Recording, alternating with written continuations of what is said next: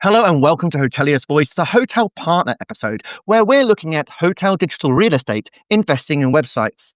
Joining me will be Lucy Chase Gardner, the Group Marketing Director from Wealth Trustees, talking about The Grove, along with David Ohanyanian, the founder of Op Hotel Agency. Today we'll be looking at the website and digital real estate, the approach to developing an RFP and engaging an agency, and the ways in which to realise a project and the impact it has on the wider tech stack. Welcome to Travel Market Life, your companion for industry insights and professional business development. Travel Market Life. Join us by webcast, video or podcast. Hello Lucy, thanks ever so much for joining us. Tell us, start off with a bit more about The Grove, please. So The Grove is it's kind of a resort style property. It's a hotel in Hertfordshire. We have an estate of 300 acres and we have 214 bedrooms, 25 of which are top suites. We have a championship golf course, an award-winning spa, 3 restaurants, which goes up to 5 in the summer, activities, basically something for everyone. And we're situated just outside London. So we are very well positioned for weekends away, conferences. We do a lot of conference business as well. And a really diverse audience group, really. Wow, I mean, there's a lot going on at that hotel and so many bedrooms as well. And so, I mean, what is the importance of the website and your digital real estate for, securing bookings or engaging the guest? I always kind of talk about the website being the window to your brand. I mean, obviously social media and OTAs play a big part in it now, but really, most people, when they're trying to find out information about your hotel, will be going to your website. Even if they discover you somewhere else, at some point they're going to your website. And that is your opportunity to really showcase who you are and what kind of experience a guest is going to have at your property. Of course, there's the commercial side as well. You know, bookings through your website are almost always better, more profitable than a booking through an OTA or a third party. So obviously, as well as giving people the brand insight that they want before they're booking or when they're about to come and stay, you also want to be driving bookings through your website because of the commercial side. So it's kind of important that it has the right look and feel and you're able to convey all the information. And that's a key thing for us. Obviously, we have so much going on. We need to give a lot of information on our website, but also making sure that UX is as seamless and efficient as it can be in order to drive sales through the website. I mean, we would be here if we weren't talking about the fact that you had just redeveloped your website, redesigned it, and there's a whole new user experience there. Were you particularly looking at increasing the amount of direct bookings, or was it more about improving the conversion or just the overall experience of the brand? We kind of had 3 objectives, I'd say. One was really elevating our brand positioning and updating our look and feel online because we really felt it wasn't aligned with who we were as a property anymore. We've had a lot of refurbishment on site over the last 5 years. All the bedrooms, our spa, the Glass House restaurant, which is kind of our signature restaurant. There's been a lot of refurbishment and a lot of investment in the property. And we really felt that wasn't reflected in the look and feel really of the brand and the imagery and photography. And then simplifying the UX was massive for us, making that customer journey faster and more streamlined in terms of booking and ultimately driving more leisure revenue through our website. And whilst, yes, it was to drive more bookings through the website, it wasn't necessarily to take it away from OTAs because our OTA bookings are rising. It's more to drive additional revenue through the website. And obviously we do want to not increase on the OTAs. We'd rather people be booking through us, but that's a bit of a tall order at the moment. But yeah, I guess those were our kind of key objectives. I mean, sometimes some of these key objectives come to light either as you're going through the process or when you kind of finish it and going, oh, look what we've just achieved. But there's a sort of, I guess, you took a very methodic approach to this, didn't you? What was the way that you really started to identify what you needed from the website and the strategy to make it, to realize that and achieve what you really needed commercially for the business? Yeah, it was interesting actually, I was quite new to the business at the time. And our owners said, we need a new website. And I said, okay. And we hadn't really thought about it from a brand visual perspective. It was, really from a commercial perspective. We knew we wanted to simplify the journey and increase revenue through the website. But actually, I then said, well, I actually, all well and good, completely redoing the journey and the UX and the sitemap and everything. But if it doesn't look the right way, if the assets, the photography, the videography, the copy isn't aligned with who we are as a business, we need to get that right first. And even our brand guidelines at the time were out of date. They didn't reflect even what we were doing, what we were producing from a graphic design perspective or anything like that. So we kind of started the project in two ways alongside each other. One was a brand refresh, which we did with an agency, and the website look and feel was a key deliverable for that brand refresh. And then the second was the more strategic side of the website. How are we going to simplify this customer journey? How are we going to improve revenue through the website? And we ended up running those two projects in tandem. So we were doing them both at the same time, so that we ended up with this complete new website at the end of it. And within the brand side, it also included new photography, new videography, and all of the things that came with that. And then, kind of brought the two projects together all at the same time to create what is now our website. I mean, as you say, there's like two sides of the website, the digital asset there. You've got the visual creative side, and then you've got the infrastructure, the technology that makes that work. So let's talk about the RFP. Tell us about that process, building a coherent, clear-cut RFP and engaging an agency. So, we've done quite a few RFPs over the last couple of years. I think everyone in hospitality is kind of reviewing their tech stack, and there's so many new products out there, and it can be confusing. So our approach is always to set out an RFP, which includes basically all of our requirements, everything we're looking for a system to do, whether or not that exists. It's a great starting point. And it's not just us in marketing. We work with IT, we work with revenue, we work with all the departments in the business who it's relevant to understand, in an ideal world, what does their perfect system look like? And we get all of those things down on paper. And then also, obviously, there's other elements to it, such as commercials and what it's going to cost and all of those things. And then you kind of end up with a score for each supplier of who can meet the most of those things. And also some of them are weighted more heavily than others. So, that also comes into play. And then the commercial side, because, it might be all well and good if something's not going to cost much money, but if it's an operational headache for everyone, it's obviously not going to count. So the RFP really just helps to evaluate who the best supplier is going to be. With our website project, we actually did do an internal kind of RFP document, but we were lucky in that we already worked with Up and had a great relationship with them. We did speak to other web agencies, but in the end decided to stick with Up. We knew them well. They knew us well. They did our previous website. They knew what we were after and actually delivered. They support us on a monthly basis as well, and they're able to deliver really well for us. So the RFP process for the website was actually a bit simpler than some of our other RFPs for, say, PMS or booking engine or CRM, all of those things that we're also working on this year. So much going on, absolutely. And that's a great link then to bring in David Ohanian, the founder of Up Hotel Agency. Now, David, there's so much changing in the market at the moment. There's a need, as Lucy pointed out, that hotels need to upgrade and invest and have that visibility online and make sure we're providing that user experience. Can you tell me a bit more about how the digital landscape is changing and where websites are today?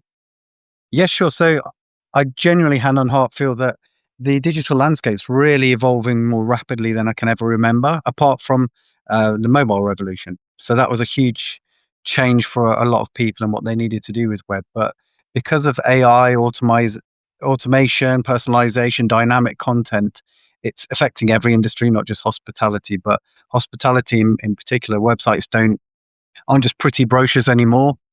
They're also digital storefronts. They have to be fast, mobile first, but then you've got a lot of extra capability. So the UX maybe needs to be different. The storytelling is still there, but then you've got booking journeys, you've got data-driven optimization, you've got things like AI chatbots that are coming in, and a lot of different companies that are selling different services, which they label AI as well, that are really coming into that mix. But in reality, the website can then be more almost like a piece of software and a tool in addition to a reflection of your brand. So it really does push us a little bit further when we're looking at what is a website. It previously, maybe 5 years, 10 years ago for a hotel, it was, I want lots of nice, pretty pictures. I would like a lovely video.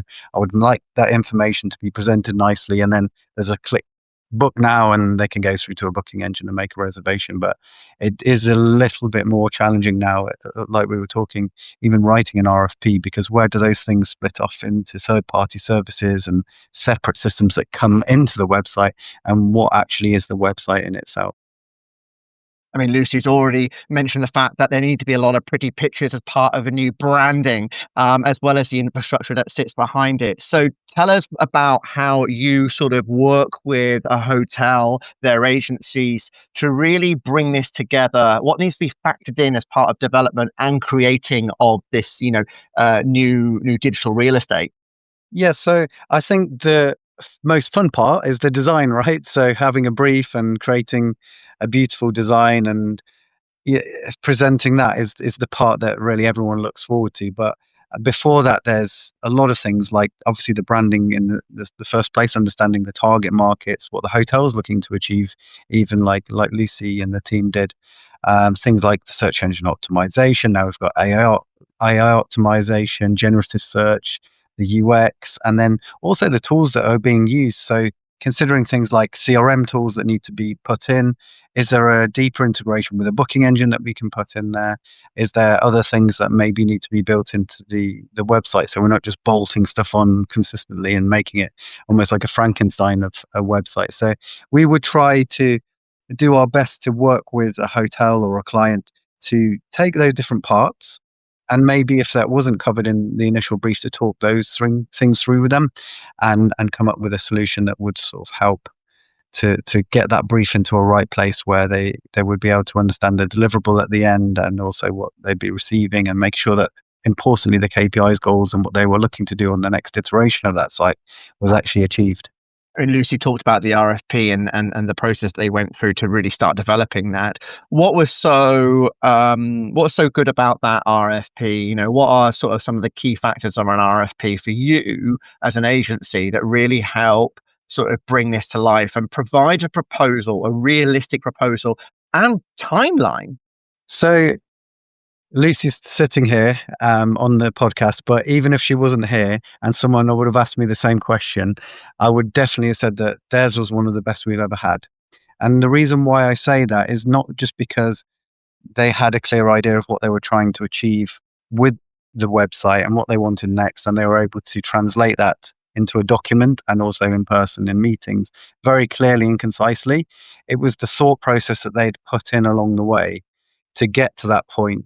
And it had been obvious that her and the team, the owners, and everyone involved in the process had spent probably months, I would say, if not more, Lucy, taking a step back and saying, hold on, do we just want a new website, or what are we trying to achieve? And I think that came across in Lucy's description there in terms of the steps, the rebrand. And yes, we did have to do things in tandem. It would have been nicer if the two were separate projects, but we were able to work with that because both agencies working on the branding and also us on the web had a clear idea of what they were doing. We worked well across with the team. The team were very communicative. So in effect, what happened is that vision and that research was already done by the hotel. They weren't relying on us just purely to be the solution there, because they know their market and what they're trying to achieve and through their business more than anyone else. And then that really fed into a discussion and educated the design. And one thing that I always say about design when we're talking about projects like this is a design solves a problem, whereas a piece of art is just there to look beautiful. And sometimes you have a hotel website that I would say is like a piece of art. It's beautifully framed.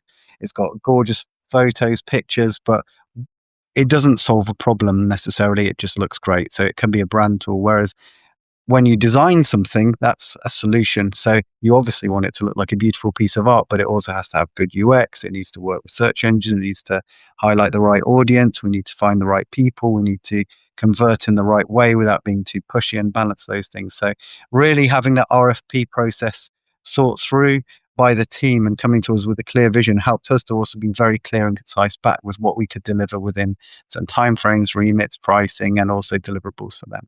KPIs was one point that you mentioned, David. What are sort of the key focus areas you find hoteliers really looking at and should be looking at when it comes to website efficiency and having an impact with its visitors? So one figure that is generally banded around a lot is conversion rate. So how many people come to the site, and of those, how many people are making a conversion on the site? That could be a booking, a reservation at a restaurant, or a key event like entering a form or making a submission of a RFP form or a wedding form. So that would be common, and they're really good to track.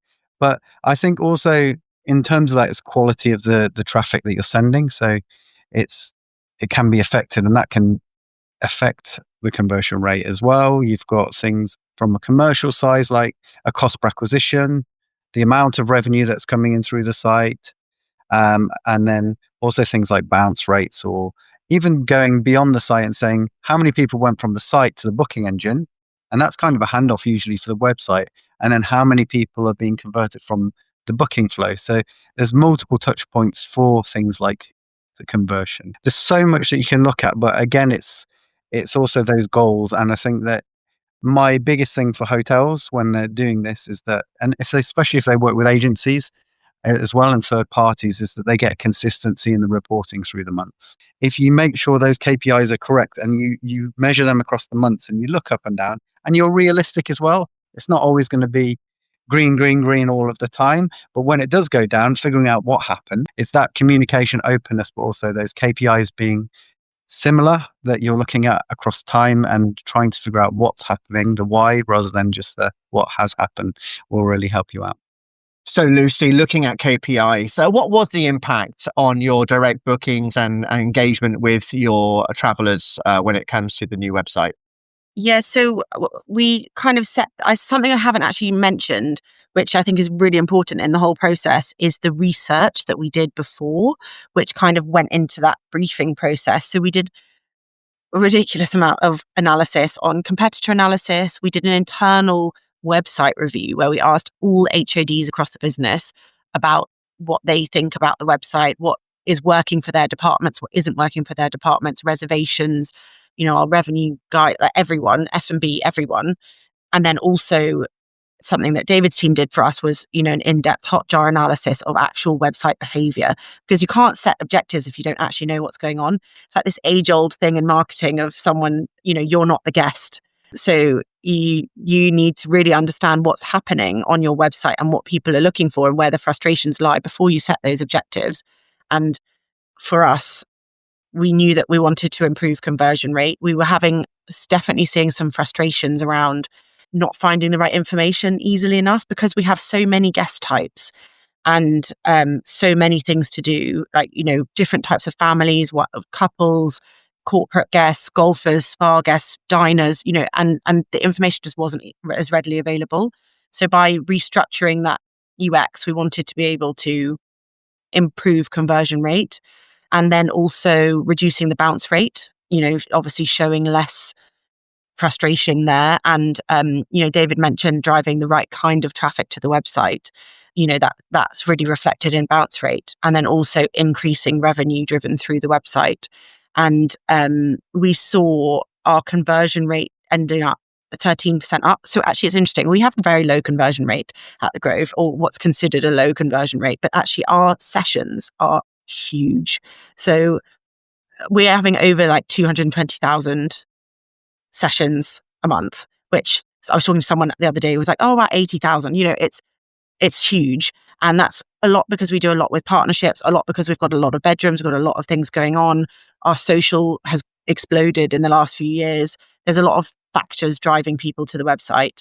And so our conversion rate is quite low, but we still saw a massive increase and also more than a 10% increase in revenue through the website, and the bounce rate nearly halved. So we really saw those kind of key KPIs doing really well. And, David mentioned that importance of reporting, and is exactly that. You can benchmark against competitors and other businesses, but actually you need to benchmark against yourself mostly, because conversion rate for us might seem lower, but what's the traffic look like? What's the bounce rate look like? What do all the other things look like? And what are the key metrics that are most important to us as a business? And what are the things that we're doing to drive those will probably be different to other businesses. So I think that point about that reporting is really, really valuable. Wow. I mean, just to really better understand what is the purpose of the website. Firstly, you've said that you have increased conversions, you have increased revenue, but people are clearly using your website for more than just booking. They're using it to really understand much more about the hotel. And as you say, that proportionally, I always had this problem when I was dealing with metrics. Do you think about proportions or percentage of overall visitors? What's the conversion? Is that a really fair metric? When, as you say, people might be using the website for other purposes rather than just going on there and booking. So that's a really great insight there, Lucy. And I guess, as you say, you've got so many facilities and amenities at the hotel that it is an information and inspiration website as much as it is just for booking. Yeah, for sure. And whilst people, social search is on the rise, AI search is on the rise, all of those things, but people still will end up at the website more often than not. But especially before they're making it, a high value purchase. And the point that David made about mobile versus desktop, we see such a clear distinction. For us, 60% of our traffic is mobile and 40% desktop. Well, it's actually, there's a bit of tablet in there, but broadly. And it's the opposite for bookings. So we have 60% of our bookings is desktop. So all those people, well, not all, but a majority of those people are looking for information on our website on mobile, but they're making the booking on desktop. So that's actually something that we're really looking closely at in terms of our booking engine. How can we optimize better for mobile? Because I think there's still a bit of uncertainty of people making such high value purchases on a phone. And so we're really taking that into account. Oh, no. Well, I'm terrible, Lucy. I mean, I like to see things on big screen just to make sure I got it right and I can visually see everything so written down in front of me. I made a booking the other day and I freaked out thinking whether I actually made it or not, or whether payment went through or not. But for some reason, on a big screen, I just had that much more confidence. Totally get it. But I think it's fascinating how sticky it is that people go from the mobile experience and then they go to a completely different device, find the website, and go back through that entire process. That's obviously a complete endorsement into that experience. You mentioned the fact that this has also had influence on your wider tech stack. What's the impact it's had on sort of the other areas you're looking at investing or changing in regards to tech within the hotel? Oh, that's a big question. So we've kind of been on this journey, I guess, for a few years to really end up with a fully integrated tech stack. I think integration is really at the heart of everything we're trying to do. And part of that is our CRM system, which we are moving. And we are looking to use a customer data platform that will really bring all of our data from all of our different systems together. Because, there's the website, there's the booking engine, there's the PMS, we have a separate spa system to booking for golf, that activities, dining, they're all separate systems. So we're really trying to bring the data all together and end up with a single customer view. And this is just from a marketing perspective. There are so many other things that this, single source of data will do for the business. But from a marketing perspective, it will give us accurate recency, frequency, monetary value, all of those data points about guests that at the moment we don't have because nothing is integrated. And so we'll understand that journey better through the website, through our booking engine, and through all of our other booking systems. And it will allow us to just give a much more streamlined, booking experience, but also managing bookings. People will be able to, manage things better, book different things at the same time. That's more on the booking engine side though, but it's all interlinked and all kind of part of our tech stack, which is kind of, we hope, being revolutionized. Excellent. Now, David, I mean, technology, there's been so much change in websites and digital real estate now. What is some of the new tech going into websites briefly? And, why is it so important that it's integrated? Yeah, so you've got two sides of it. One is third-party things that are being integrated into the website. So classically, these would be things like CRM, maybe AI chatbots that layer on top, or I guess dynamic content that can be layered in. There's been a bit of a shift in what can happen with the website itself, whereas it used to be like, okay, we'll put this on and the windows will pop up over it, or the chatbot will slide up, or this will happen as an addition, like the booking engine would be linked to or integrated here. Whereas now websites can they're a little bit more flexible, that they can change to the user. So they can look at the pattern of the way a user has interacted with it and then change things like elements. They can reorder things like rooms. They can put pages that you've recently visited so you can get back in, remember things like the dates that you searched for last time.